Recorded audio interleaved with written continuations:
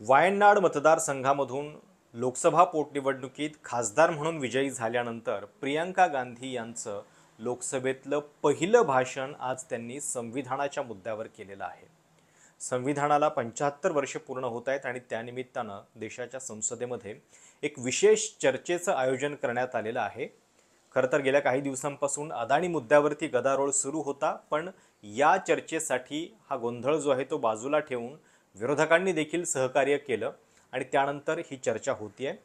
सरकारच्या वतीनं पहिलं भाषण केलं राजनाथ सिंह यांनी। घटना निर्मितीमध्ये सगळ्या पक्षांचे योगदान आहे, ती कुठल्या एका पक्षाची जहागीरदारी नाहीये हे सांगत त्यांनी पहिल्या काही मिनिटात ज्या लोकांची नावं घेतली त्याच्यामध्ये पंडित मदन मोहन मालवीय आणि सावरकर यांचं सुद्धा नाव होतं। श्यामाप्रसाद मुखर्जी यांचा कसा त्या सगळ्या घटनेमध्ये सहभाग आहे हे सांगण्याचा देखील प्रयत्न केला आणि पाठोपाठ विरोधकांच्या वतीनं त्याला पहिलं उत्तर दिलं ते प्रियंका गांधी वाड्रा यांनी।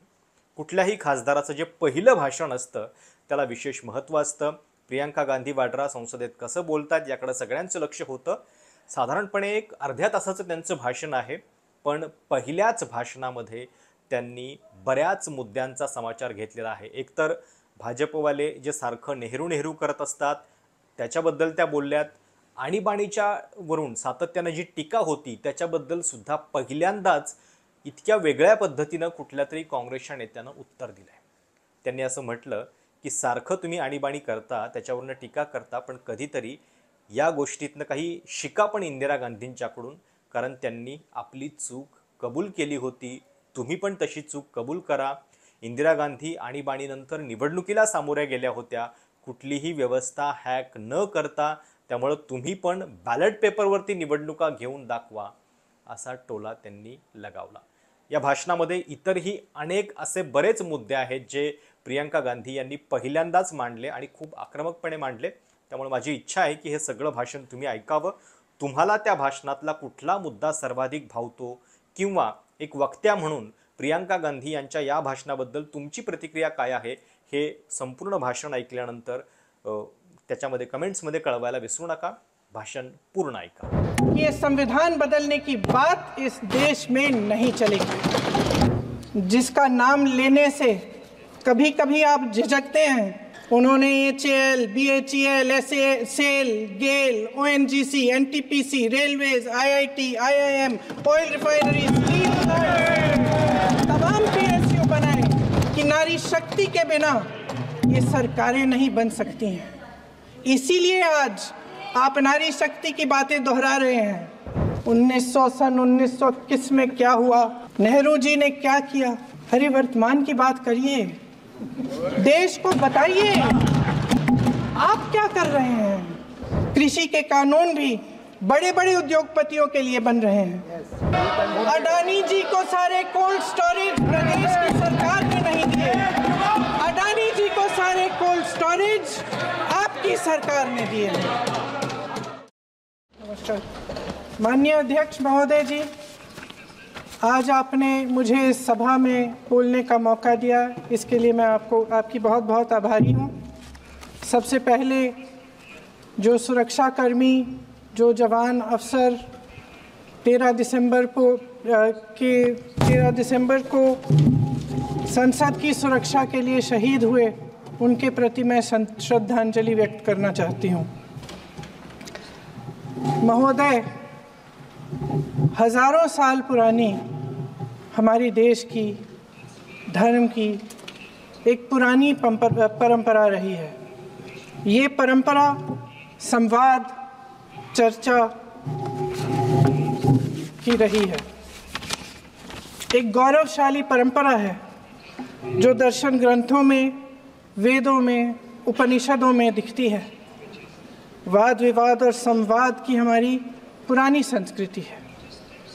अलग अलग धर्मों में भी, इस्लाम में, सूफियों में, बौद्ध धर्म में, जैन धर्म में, सिख धर्म में भी ये वाद संवाद, ये चर्चा बहस, इसकी संस्कृति रही है।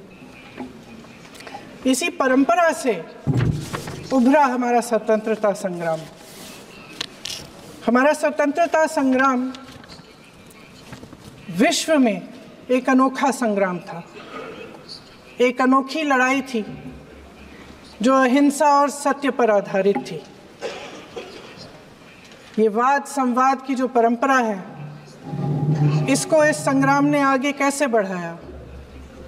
क्योंकि ये जो संग्राम था, ये जो लड़ाई थी हमारी आज़ादी के लिए, एक बेहद लोकतांत्रिक लड़ाई थी।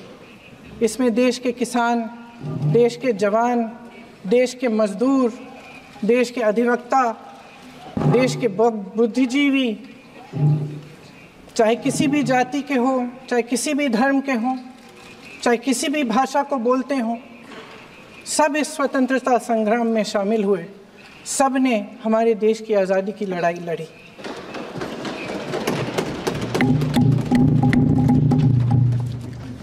और उसी आज़ादी की लड़ाई से एक आवाज़ उभरी जो हमारी देश की आवाज़ थी। वो आवाज़ ही आज हमारा संविधान है। साहस की आवाज़ थी, हमारी आज़ादी की आवाज़ थी, और उसी की गूंज ने हमारे संविधान को लिखा और बनाया। ये सिर्फ एक दस्तावेज नहीं है। बाबा साहेब अम्बेडकर,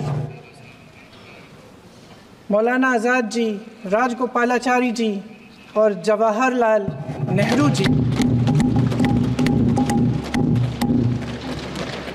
और उस समय के तमाम नेता, जैसे आपने कहा,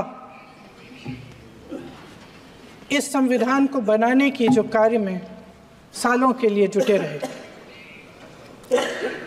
हमारा संविधान इंसाफ, उम्मीद, अभिव्यक्ति और आकांक्षा की वो ज्योत है जो हर हिंदुस्तानी के दिल में जलती है।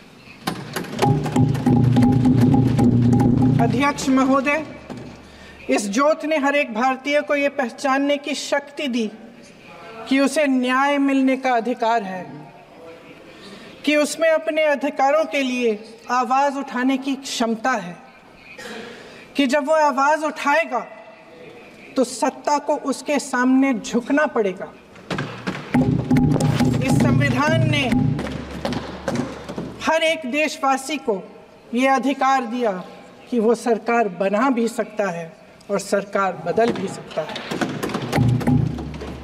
ये ज्योत जो हर हिंदुस्तानी के दिल में जलती है, उसने हर हिंदुस्तानी को ये विश्वास दिया कि देश की संपत्ति में, देश की दौलत में, संसाधनों में उसका भी हिस्सा है, कि उसे एक सुरक्षित भविष्य की उम्मीद का अधिकार है, कि देश बनाने में भी उसकी भागीदारी है।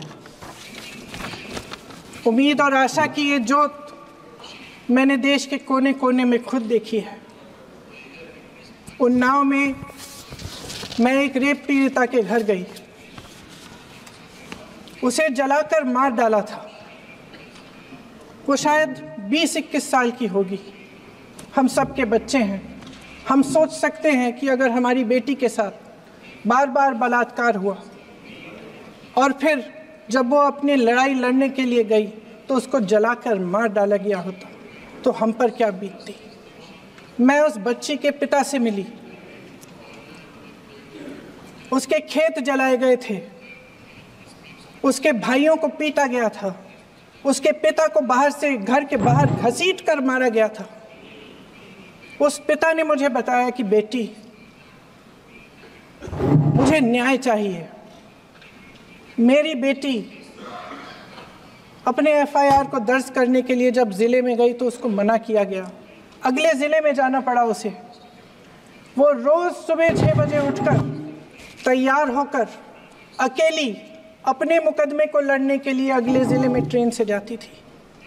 उसके पिता ने मुझे कहा कि मैंने उससे कहा, बेटी अकेले मत जाओ, छोड़ दो ये लड़ाई। लेकिन उसकी बेटी ने उसको जवाब दिया कि नहीं पिताजी, मैं अकेली जाऊंगी, मैं लड़ूंगी, ये मेरी लड़ाई है, मैं इसको लड़ूंगी। ये लड़ने की क्षमता, ये हिम्मत उस लड़की को और करोड़ों भारत की नारियों को हमारे संविधान ने दी। आगरा में मैं अरुण वाल्मीकि के घर गई। अरुण वाल्मीकि पुलिस स्टेशन में काम करता था, सफाई का काम करता था। आप सोच सकते हैं हमारी तरह उसका भी परिवार था। नई नई शादी हुई थी, 2-3 महीनों का बच्चा था। पुलिस स्टेशन में चोरी हो गई। चोरी का इल्ज़ाम उस पर लगाया गया। उसके पूरे परिवार को उठाकर पुलिस स्टेशन में ले गए। आप हंस रहे हैं, लेकिन ये गंभीर बात है। और क्या गंभीर बात। शर्म करो, शर्म। अरुण वाल्मीकि को पीट पीट के मार डाला, उसकी बीवी को पीटा, उसके पिता के नाखून निकाले, उसके पूरे परिवार को पीटा गया। जब मैं उस जवान महिला से मिलने गई जो अभी अभी विधवा हुई थी, तो उसने मुझे कहा कि दीदी हमें सिर्फ एक चीज़ चाहिए, हमें न्याय चाहिए और हम इस न्याय के लिए लड़ते रहेंगे चाहे कुछ भी हो जाए। ये हिम्मत उस महिला को हमारे संविधान ने दी।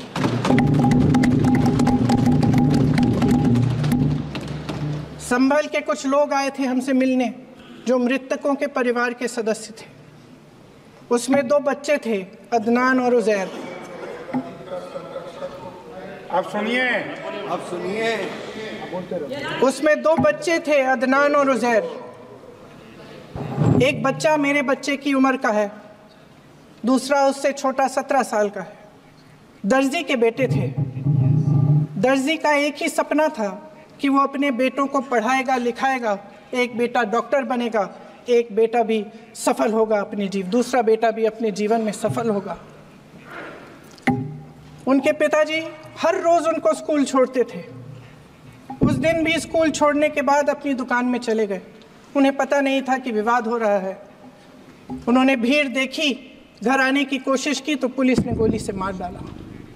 वो 17 साल का बच्चा अदनान मुझसे कहता है,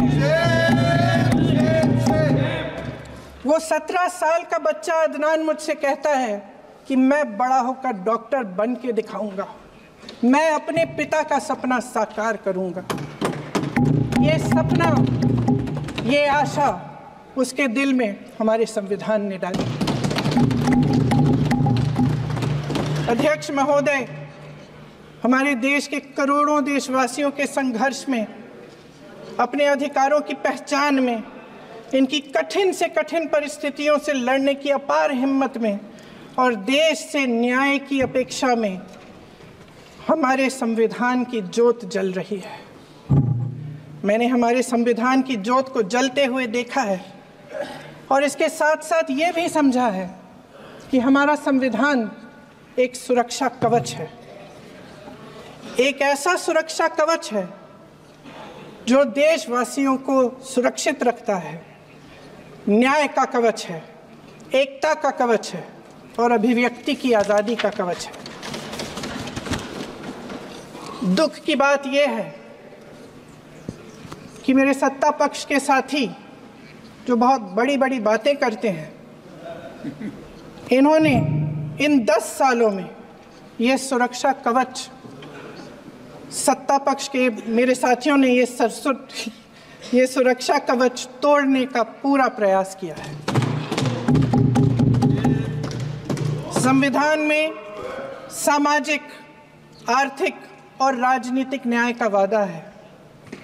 ये वादा एक सुरक्षा कवच है जिसको तोड़ने का काम शुरू हो चुका है। लैटरल एंट्री और निजीकरण के जरिए ये सरकार आरक्षण को कमजोर करने का काम कर रही है। अगर लोकसभा में ये नतीजे नहीं आए होते तो ये संविधान बदलने का काम भी शुरू कर लेते।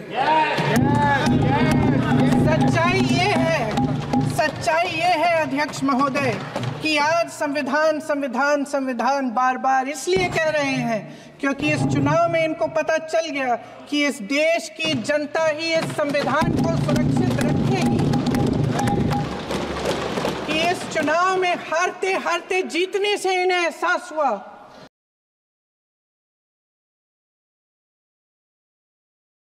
कि ये संविधान बदलने की बात इस देश में नहीं चलेगी।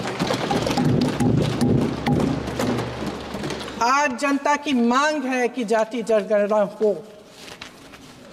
सत्ता पक्ष के मेरे साथी ने इसका जिक्र किया। ये जिक्र भी आज इसलिए हो रहा है क्योंकि चुनाव में ये नतीजे आए।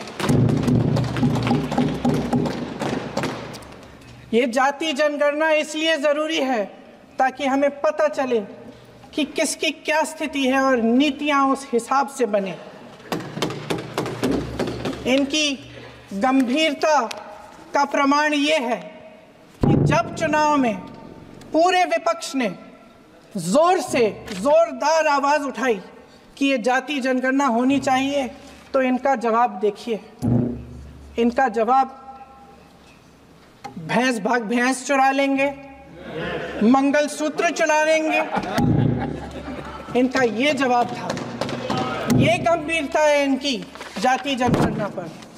महोदय, हमारे संविधान ने आर्थिक न्याय की नींव डाली, किसानों, गरीबों और को ज़मीन बांटी, भूमि सुधार किया, जिसका नाम लेने से कभी कभी आप झिझकते हैं और कभी कभी उनका नाम धड़ाधड़ इस्तेमाल किया जाता है अपने आप को बचाने के लिए। उन्होंने HAL, BHEL, SAIL, GAIL, ONGC, NTPC, railways, IIT, IIM, oil refineries, तमाम PSU बनाए। अध्यक्ष महोदय, उनका नाम पुस्तकों से मिटाया जा सकता है, उनका नाम भाषणों से मिटाया जा सकता है, लेकिन जो उनकी भूमिका रही इस देश की आज़ादी के लिए और इस देश के निर्माण के लिए, वो इस देश में से कभी मिटाया नहीं जा सकता। 75 सालों में जनता का भरोसा रहा कि नीतियाँ बनेंगी तो जनता की भलाई के लिए बनेंगी। जल जंगल ज़मीन का अधिकार मिला आदिवासी भाई बहनों को। इंदिरा जी ने बैंकों का राष्ट्रीयकरण करवाया, खदानों का राष्ट्रीयकरण कराया। कांग्रेस और यूपीए की सरकारों में शिक्षा का, भोजन का अधिकार मिला। 75 सालों में जनता का भरोसा मिला। पहले संसद चलती थी तो जनता की उम्मीद होती थी कि सरकार महंगाई और बेरोजगारी पर चर्चा करेगी, कोई उपाय निकालेगी, कोई रास्ता निकालेगी। लोग मानते थे कि अगर कोई नई आर्थिक नीति बनेगी तो देश की अर्थव्यवस्था को मजबूत बनाने के लिए बनेगी, तो भारतीय बाजार को मजबूत बनाने के लिए बनेगी, उनके भविष्य को मजबूत बनाने के लिए बनेगी। किसान और आदिवासी भाई बहन भरोसा करते थे कि यदि ज़मीन के कानून में संशोधन होगा तो उन्हीं की भलाई के लिए होगा। आप नारी शक्ति की बात करते हैं। आज चुनाव की वजह से शायद इतनी बातचीत हो रही है नारी शक्ति के बारे में, क्योंकि हमारे संविधान ने महिलाओं को ये अधिकार दिया, उनकी शक्ति को परिवर्तित किया वोट में। और आज आपको पहचानना पड़ रहा है कि महिलाओं के बिना, कि नारी शक्ति के बिना ये सरकारें नहीं बन सकती हैं। इसीलिए आज आप नारी शक्ति की बातें दोहरा रहे हैं। जो आप नारी शक्ति का अधिनियम लाए हैं उसको लागू क्यों नहीं करते? वो 10 साल बाद लागू क्यों होगा? क्या आज की नारी 10 साल इंतजार करेगी उसके लागू करने के लिए? क्या बात है, क्या बात है।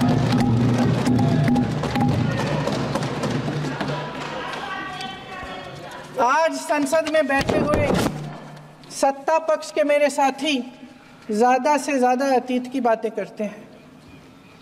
1921 में क्या हुआ, कब हुआ, नेहरू जी ने क्या किया। अरे वर्तमान की बात करिए, देश को बताइए आप क्या कर रहे हैं, आपकी जिम्मेदारी क्या है? कि सारी जिम्मेदारी जवाहरलाल नेहरू की है। अध्यक्ष महोदय जी, ये सरकार आर्थिक न्याय का सुरक्षा कवच तोड़ रही है। आज संसद में बैठी ये सरकार बेरोजगारी और महंगाई से जूझ रही हमारी जनता को क्या राहत दे रही है? कृषि के कानून भी बड़े बड़े उद्योगपतियों के लिए बन रहे हैं। सही एमएसपी को छोड़िए, डीएपी तक नहीं मिल रहा है।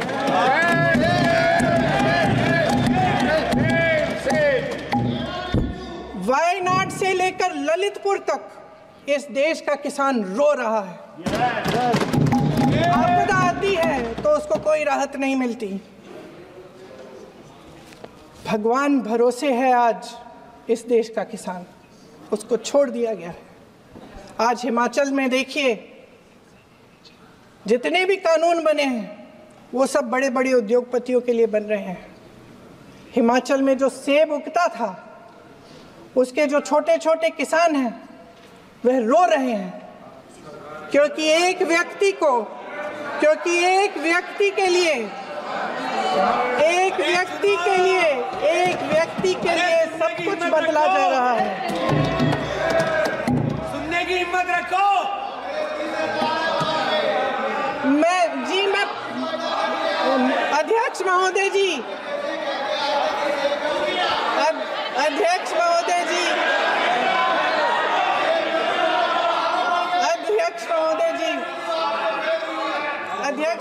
जी, अडानी जी को सारे कोल्ड स्टोरेज प्रदेश की सरकार ने नहीं दिए। अडानी जी को सारे कोल्ड स्टोरेज आपकी सरकार ने दिए। देश देख रहा है, देश देख रहा है कि एक व्यक्ति को बचाने के लिए 142 करोड़ देश की जनता को नकारा जा रहा है। सारे बिजनेस, सारे संसाधन, सारी दौलत, सारे मौके एक ही व्यक्ति को सौंपे जा रहे हैं। सारे बंदरगाह, एयरपोर्ट्स, सड़कें, रेलवे का काम, कारखाने, खदानें, सरकारी कंपनियां सिर्फ एक व्यक्ति को दी जा रही है। जनता के मन में हमेशा ये विश्वास होता था कि अगर कुछ नहीं है तो संविधान हमारी सुरक्षा करेगा, मगर आज आम लोगों के बीच ये धारणा बनती चली जा रही है कि सरकार सिर्फ अडानी जी के मुनाफे के लिए चल रही है। देश में बहुत तेजी से गैर बराबरी बढ़ रही है। जो गरीब है वो और गरीब हो रहा है, जो अमीर है वो और अमीर हो रहा है। इस सरकार ने आर्थिक न्याय की भी सुरक्षा कवच तोड़ दिया है। राजनीतिक न्याय की जब बात होती है, मेरे सत्ता पक्ष के साथी आज खड़े हुए और तमाम गिनती करने लग गए कि ऐसा हुआ वैसा हुआ 1975 में जो हुआ, तो सीख लीजिए ना, आप भी सीख लीजिए। आप भी अपनी गलतियों के लिए माफी मांग लीजिए। आप भी बैलेट पे चुनाव कर लीजिए, आप भी बैलेट पे चुनाव कर लीजिए। दूध का दूध, पानी का पानी हो जाएगा। आप राजनीतिक न्याय की बात करते हैं, सरकारों को पैसों के बल पर गिरा देते हैं।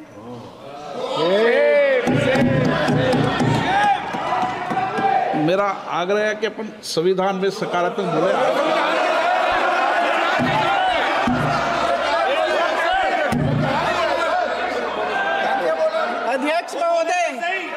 अध्यक्ष महोदय, सत्ता पक्ष के हमारे साथी ने एक उदाहरण दिया उत्तर प्रदेश की सरकार का, तो मैं भी एक उदाहरण दे देती हूँ महाराष्ट्र की सरकार का।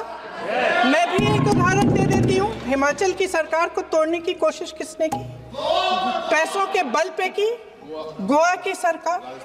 तमाम उदाहरण है। राजस्थान की क्या ये सरकारें जनता ने नहीं चुनी थी? क्या संविधान इन पर लागू नहीं था? पूरी देश की जनता जानती है कि इनका हंसती है, जानती है कि इनके यहाँ तो वॉशिंग मशीन है।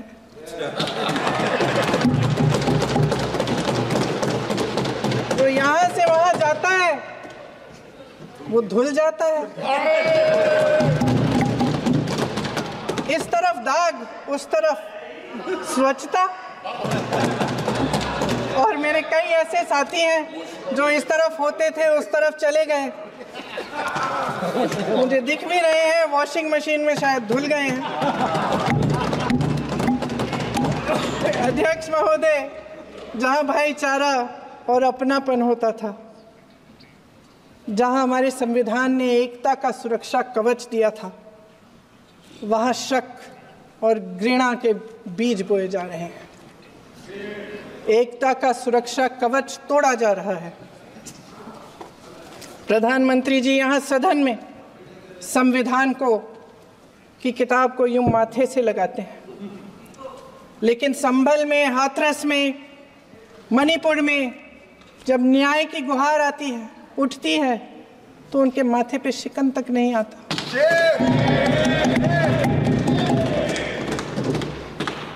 शायद समझ नहीं पाए हैं कि भारत का संविधान संघ का विधान नहीं है।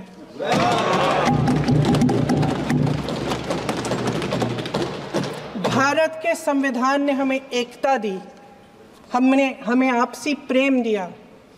उस मोहब्बत की दुकान जिस पर आपको हंसी आती है, उसके साथ करोड़ों देशवासी चले। करोड़ों देशवासियों के दिल में एक दूसरे के लिए प्रेम है, घृणा नहीं है।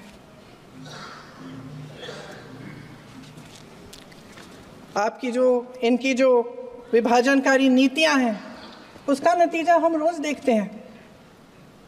राजनीतिक फायदे के लिए संविधान को छोड़िए, देश की एकता को भी ये रख नहीं सकते, इसकी सुरक्षा नहीं कर सकते। हमने संभल में देखा, मणिपुर में देखा। दरअसल इनका कहना है कि अलग अलग इस देश के अलग अलग हिस्से हैं,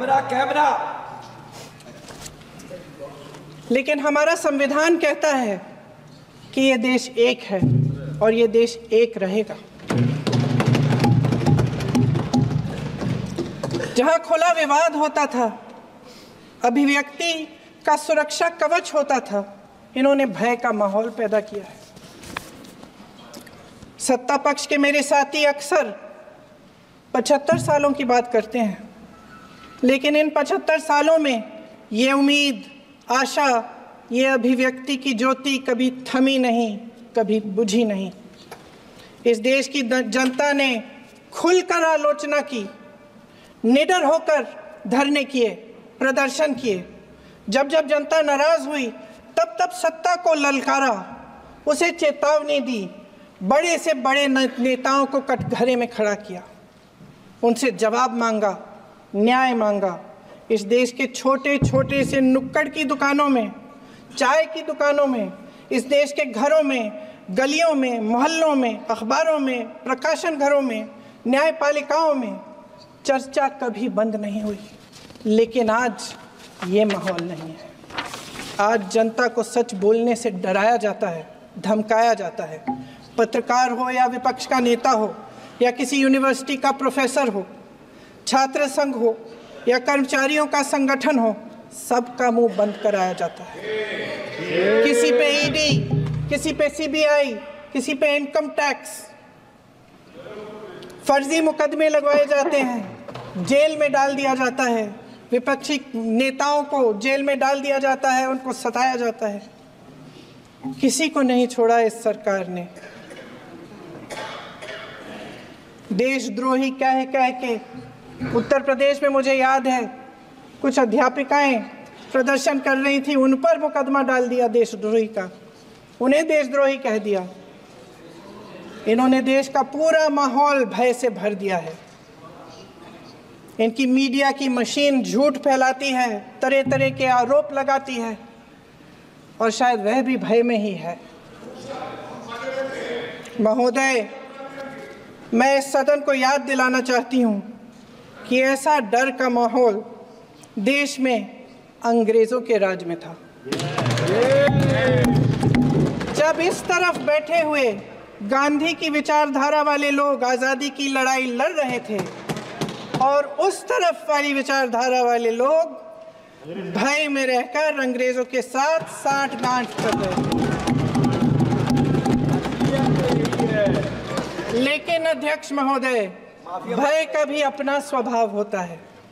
भय फैलाने वाले हमेशा भय का खुद शिकार बन जाते हैं।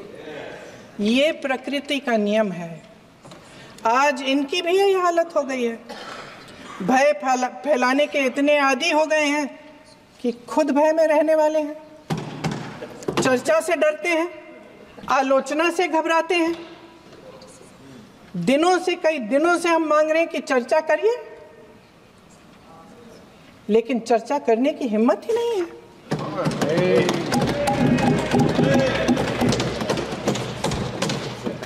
एक कहानी होती थी अध्यक्ष महोदय, शायद बचपन में आपने भी सुनी होगी।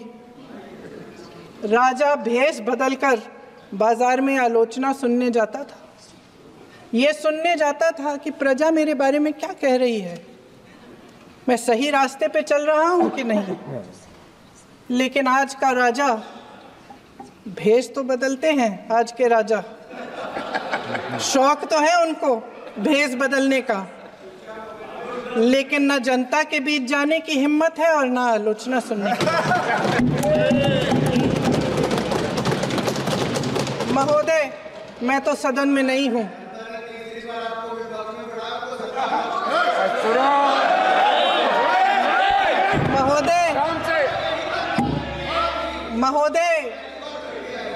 महोदय, जनता में बहुत विवेक है, ये सही है।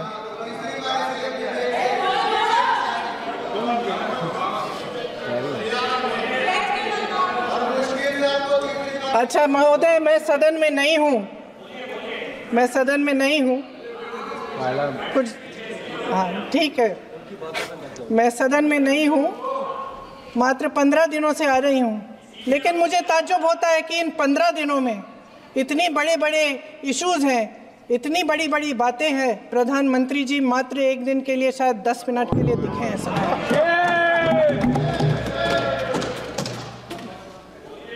बात यह है अध्यक्ष महोदय जी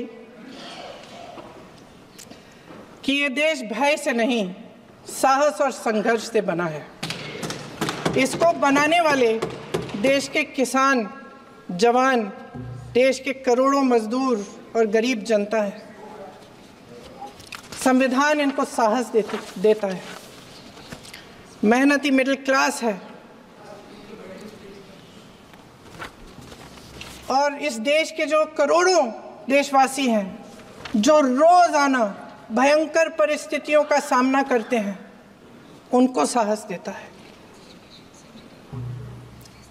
वायनाड में जो आपदा आई, उसमें एक छोटा लड़का था 17 साल का। 6 घंटों के लिए उसने अपनी माँ को बचाने की कोशिश की। 6 घंटों के लिए आप सोच सकते हैं कि अगर नदी की धारा बह रही है, नाराज है, आप अपनी माँ को पकड़े हो, 6 घंटों के लिए पकड़े रखते हो कि मेरी माँ बच जाएगी, और अंत में वो माँ भी बह जाती है। उस लड़के का साहस,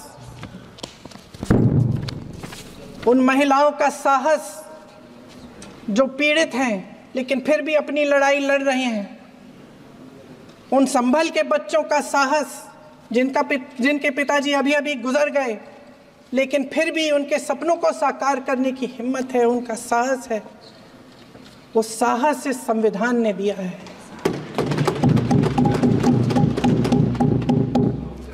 वो आत्मविश्वास इस संविधान ने दिया है। ये देश भय से नहीं चल सकता, ये देश साहस से ही चलेगा। भय की भी सीमा होती है, और जब वो सीमा पार हो जाती है, जब किसी को इतना दबाया जाता है कि उसको लगने लगता है कि अब मेरे पास खोने के लिए कुछ नहीं है, तब उसमें एक ऐसी शक्ति पैदा होती है जिसके सामने कोई कायर खड़ा नहीं हो सकता। ये देश कायरों के हाथों में ज़्यादा देर तक कभी नहीं रहा है। ये देश उठेगा, ये देश लड़ेगा, सत्य मांगेगा, सत्यमेव जयते। जय हिंद।